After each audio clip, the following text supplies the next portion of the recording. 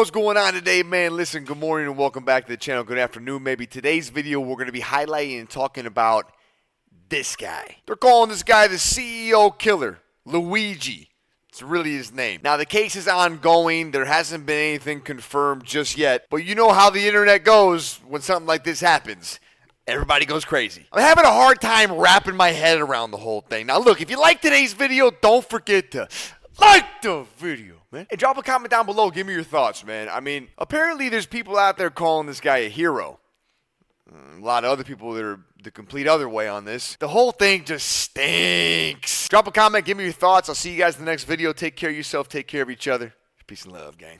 Chat, good afternoon, good morning, good evening. We're back again, man. Look, this guy, Luigi, I'm sure you've heard about him. If you haven't, yo, this story is insane, and I want to know more. We're going to do it together. Okay, so after a lot of mystery clues left in a week-long manhunt, police have finally arrested a suspect in the murder of United Health CEO Brian Thompson. This is 26-year-old Luigi Mangione, and on the surface, he's a smart young guy who... Chat, if you guys don't know, I have seen this dude's face so much the past week, man. It's been every time I open up my X, my Instagram, whatever. Bang!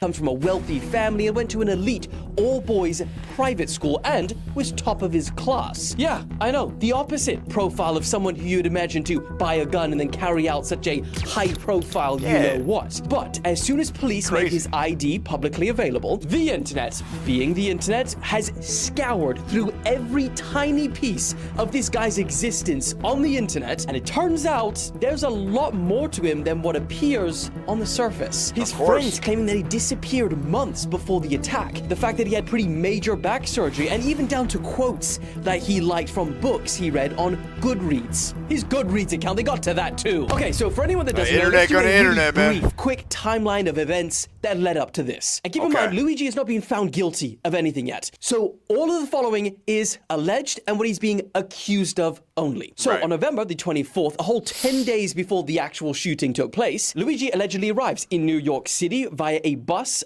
from Atlanta, Georgia. He checks into a hostel and begins scouting the Hilton Midtown Hotel, where the victim, Brian Thompson, the CEO of the 16th most valuable company on the entire planet, stays quite frequently. On December the 4th, the morning... Stays quite frequently? Man!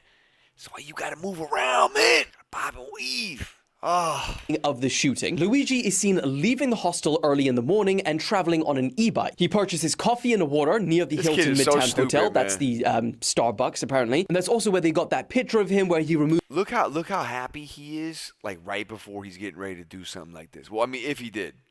But look at that. I'm not built like this, man. I mean, I just can't. How could you be this elated as you're getting ready?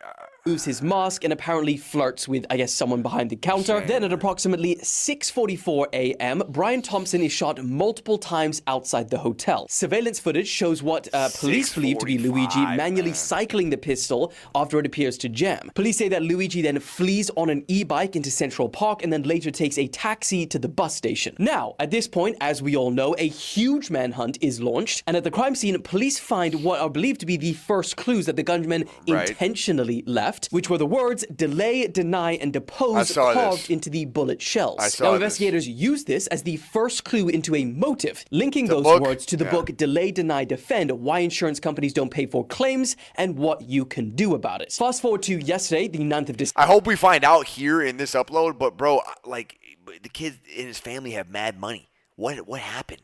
What happened? You know?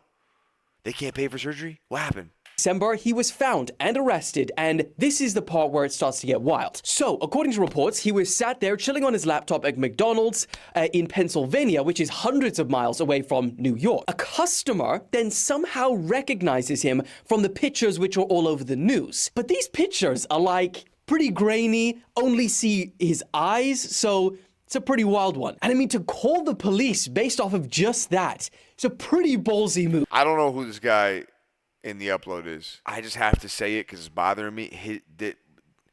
His face and his hand are so different in pigmentation. I'm trying to put it together. I don't know what's going on.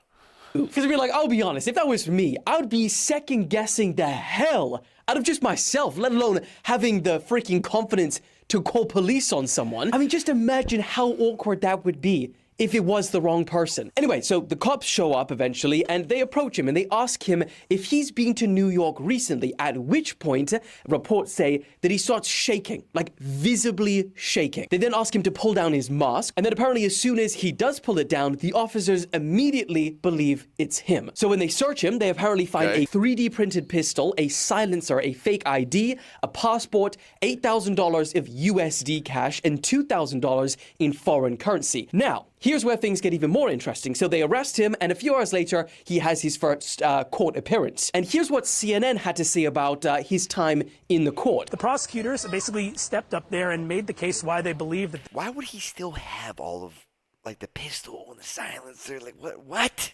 God. This man should be held without bail. Prosecutors noted that they found him with $8,000 in U.S. cash, $2,000 in foreign currency, his passport, and also a Faraday bag, which is basically a bag designed to stop transmission of cell service. Luigi Mangione said, I actually want to address two of the things that you said. He said, I don't know where that money came from. I'm not sure if it was planted. And then he also said that that bag was waterproof. And the term that the prosecutors used when discussing the Faraday bag, the ghost guns, the 3D printed silencer, was the prosecutors used a phrase saying this is criminal sophistication. Luigi Mangione said, I don't know about any of this criminal sophistication when addressing that. Yeah, interesting. But, I mean, as you'll see in a second, he's clearly The only thing he didn't know about was the cash in the bag, apparently.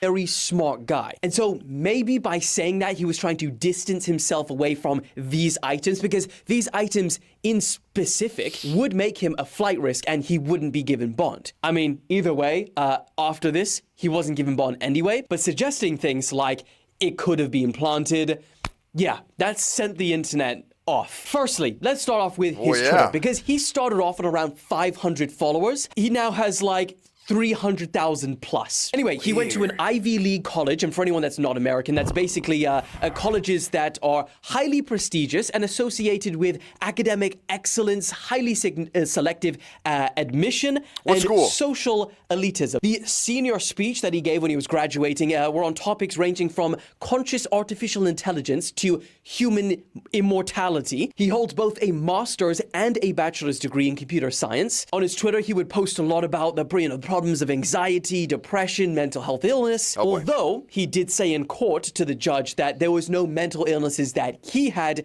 that the court should be aware of. Another thing to know about him is that he reads a lot. On his Goodreads account, he had 295 books listed, and these were not just like Harry Potter and stuff like that. These were intense books. People even found a review that he wrote on the book Industrial Society and Its Future.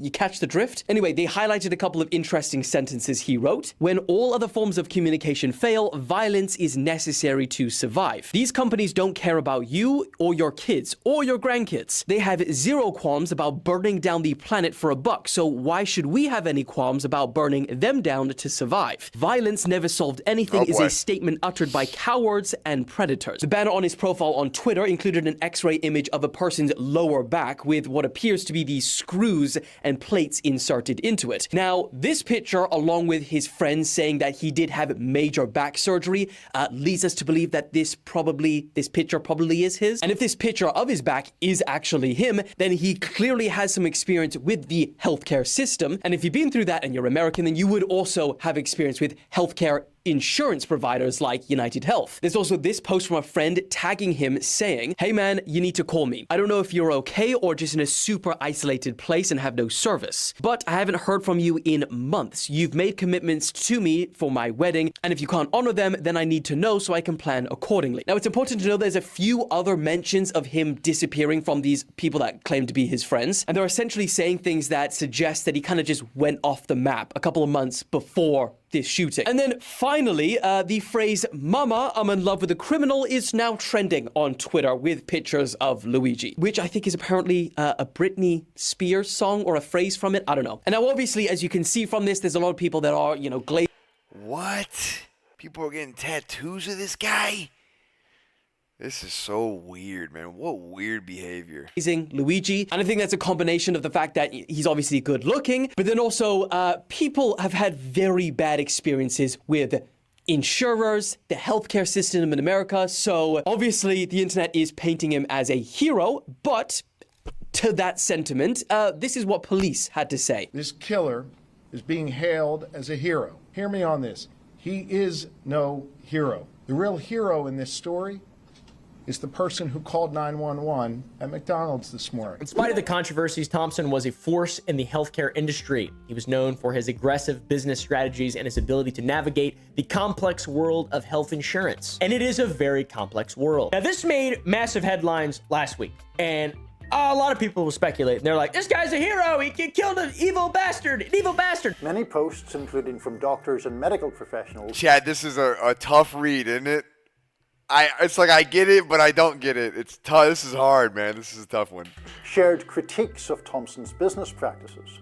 One medical doctor wrote, quote, "When others' human lives are deemed worthless, it is not surprising to have others view your life of no value as well." Think what you will, there is no way to deny that the healthcare system in America, specifically insurance, is evil. It is bad. It is very bad. It is a racket. Having multiple businesses myself, I wish I could just pay my employees the amount that I'm paying for their benefits. Me too. Feels sickening from so many different perspectives, and I'm not an expert in it, so I will, stop talking about it. But people also seem to think that it's absurd, and as a result of that, a lot of people were, let's say, celebrating the death of this guy, which I don't like it that someone... I don't like that either, man. This is tough, man. Was murdered, to be honest. It's always bad. Political violence, bad, whatever the I've got a public platform, and these are things that I have the responsibility of saying. But at the same time, the social media makes sense. People get a little wild with this kind of stuff, guys. Not to mention the money that you pay every single month for your policy to cover you. They will take as much time in between you filing a claim and them actually giving you that money so they can float that money and make 15% off that money and do whatever they possibly can to just eke every little, and that's actually real. They do that. They actually do that. In 2022, United Health Group reported a net income of $20.1 billion. And in 2023, they increased it by 15% to $22.4 billion, while millions, by the way, of Americans struggled with medical debt. The numbers paint a grim picture. Meanwhile, health insurance premiums have skyrocketed, increasing by 55% between 2008 and 2018. People are upset. They're quite upset, and they're not represented. So those numbers end in 2018. How did United Healthcare handle claims under Thompson's leadership? In 2022, the company faced a class action lawsuit for systematically denying claims for proton beam therapy despite its proven effectiveness for certain cancers. They also came under fire for using AI algorithms to reject claims automatically without a proper review. People claiming that they need their insurance to pay for their... What is it? They're using AI? This is crazy. Luigi Mangione has been caught. He's going to go to jail. We're going to learn more. We're going to see what happens if anything else comes out. How far did he plan this in advance? His manifesto, there's 2 manifestos circulating right now. I believe this is the right one. This is the one that NBC reported on, and this is the one that I saw go viral on Twitter. This one's like really conveniently well written and like a Wattpad thing. I think it was also written after he was in jail. And this one seems like a really angry young man who wanted to write. This one seems more realistic. As the dust settles, we know the United States healthcare system is now at a I like this guy. crossroads, and I'm not sure if this man's death will be catalyst for meaningful change, which would be a good thing and in a loss of a human life, which is bad, or will it be business as usual once the shock wears off? I have no idea. Probably business as usual. I will say, if things do change because of this man's death and what this guy did or apparently did, that's an interesting precedent to set for everybody going forward. There they are. I can't tell if you can hear this. His inmates shout for him. Oh, we can hear it. That's the sound of inmates inside of the We Pennsylvania can State hear it. Correctional Facility where Luigi This is gonna Mangione be was good. being held Wednesday, December 11th. A Look at this guy, reporter man. with News Nation who was covering the story was able to have an unorthodox interview after realizing that people inside were watching their channel, leading to him being able to get information from the inside. All right, so earlier today I was reporting outside these prison walls when all of a sudden I heard my name, and I couldn't tell if they were, catcalling me or heckling me or even saying my name whatsoever. And so I started reporting on Luigi Mangione's prison conditions as I was finding them out. And as soon as the live shot was over, that's when I turned around and they said, the conditions suck. And so that was my confirmation. Oh my gosh, they're watching News Nation at that very moment. I pulled out my camera, I recorded, and here's more of that interaction. Take a look from earlier. No way.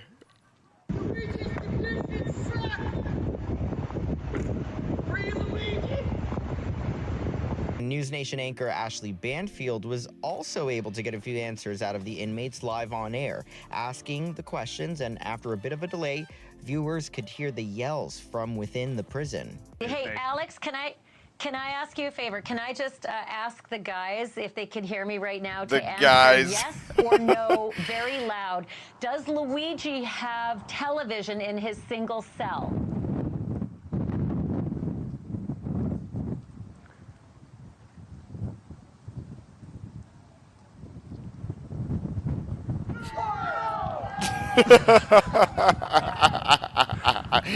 This is so crazy. No, right?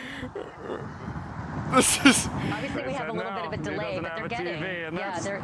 The journalists were trying to get information on 26-year-old Mangione, who is facing charges. This guy has a murder. face, man. He's accused of allegedly killing United Healthcare CEO Brian Thompson, who was fatally shot in New York City last Wednesday. Mangione was arrested in Altoona, Pennsylvania on Monday and has been denied bail. His lawyer, Thomas Dickey, gave some insight to CNN on Tuesday as to how his client was doing in custody. Thomas, what? I've been telling people all day to use their common sense. Here's a young man who's, Let's use our common sense, Chad. Ready? Apparently going to be or has been charged with a very serious, one of the most serious offenses a person could be charged with. Murder. He's in prison without bail, as you previously mentioned. Yeah. And so, I think common sense would say, he's concerned. But on Wednesday, the reporter and anchor at News Nation were getting real time. Dude, what? Hey, thanks, lawyer. Oh my God. Yo, is that pretty much all it takes to be a lawyer? Sign me up, man. I'm ready. Tell me, give me a suit. Stat! I'm information from those Kidding. So I'm going to read out the menu, and then I'm going to ask the guys if it was any good, the dinner tonight. So the breakfast was fruit, grits, bread, eggs, and coffee. He had the choice. The lunch was porcupine meatballs, potatoes, bread, and fruit. And tonight's dinner, mac and cheese, pasta bean casserole, and stewed tomatoes with broccoli. So guys, was dinner good, yes or no? It's terrible. I heard porcupine meatballs. They're saying heck no. They're saying BS. They're saying terrible. They're saying that's not what they are eating. Dude, this is the most insane thing ever. Has anybody in here ever had porcupine? People eat porcupine? Or is that just like for prisoners? Actually, I'm genuinely. The anchor and the reporter couldn't hide their reactions at how unique this interview was. Yeah, this is insane. And they're giving us the answers. So Luigi does not have... Wow, this is quite something. This is the strangest interview I've ever conducted. Ever. Ever. Me too, Ashley. This is the man himself pulling up to the courthouse, and I guess he just goes crazy, screaming, yada yada. Oh, dude, come on. As completely out of touch, and it's an insult to the intelligence of the American people and the lived experience. Oh, dude, come on. As completely out of touch, and it's an insult to the intelligence of the American people and the lived experience. Huh?